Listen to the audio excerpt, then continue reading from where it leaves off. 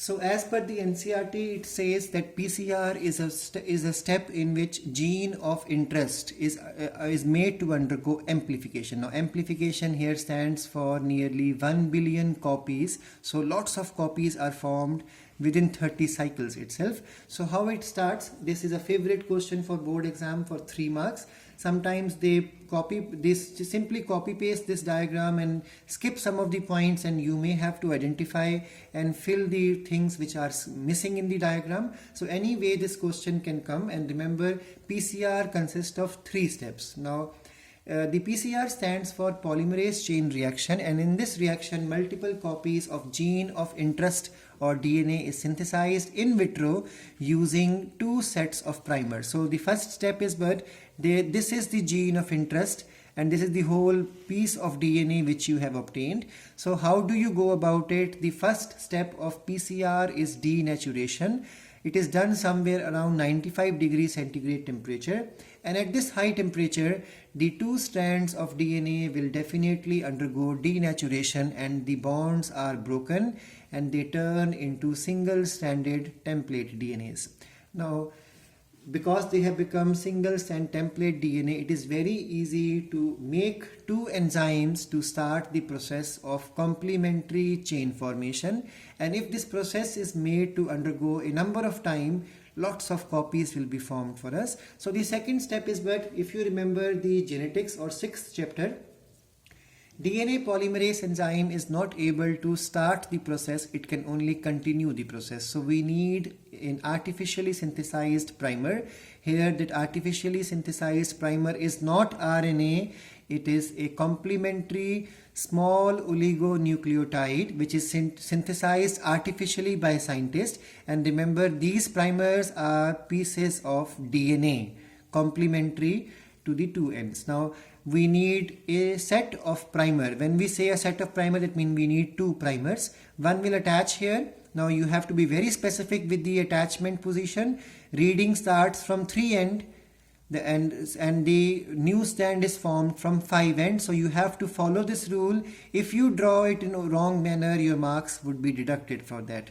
So the reading, that means attachment of the primers, occur at the mother strands towards their 3' ends. And this attachment of the primer is called as the second step, which occurs at 50 degrees centigrade temperature, and this step is called as annealing. After the attachment of the primer or annealing of the primer, now the next step is that you add the raw material. What is the raw material for DNA formation? We all know it is deoxyribonucleotides, or you can say triphosphates, if you remember that concept of replication concept.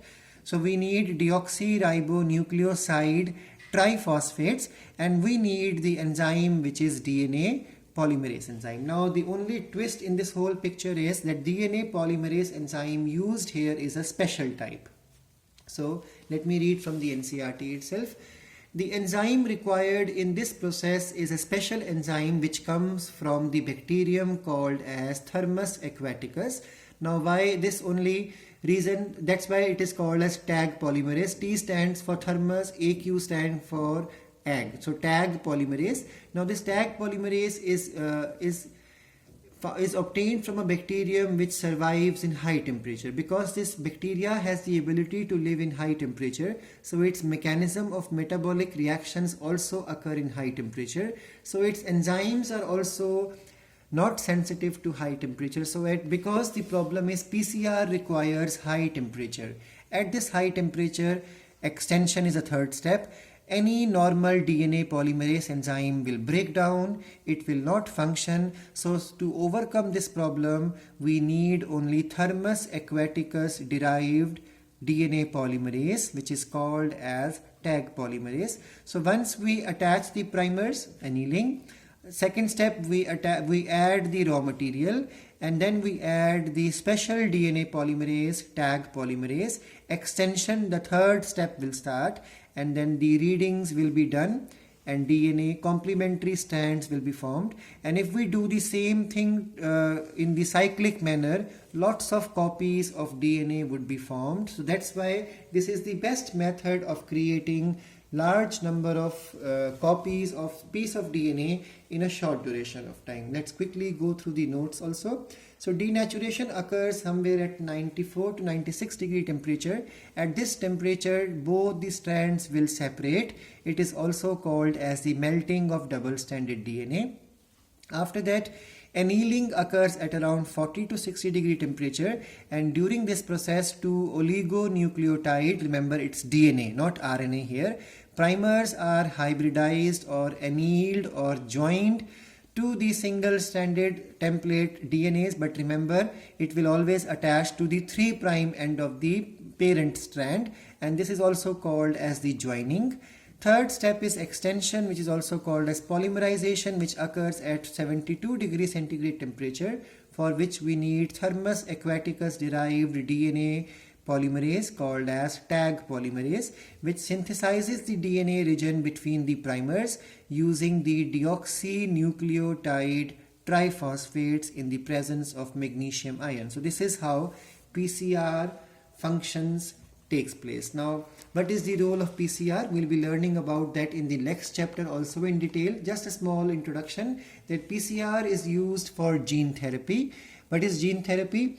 See, there is something called as cosmetics, that you apply something and you hide the problems or the errors. Therapy means you do the correction. So it is possible to do the corrections in a person's body by adding the working genes. This is called as gene therapy.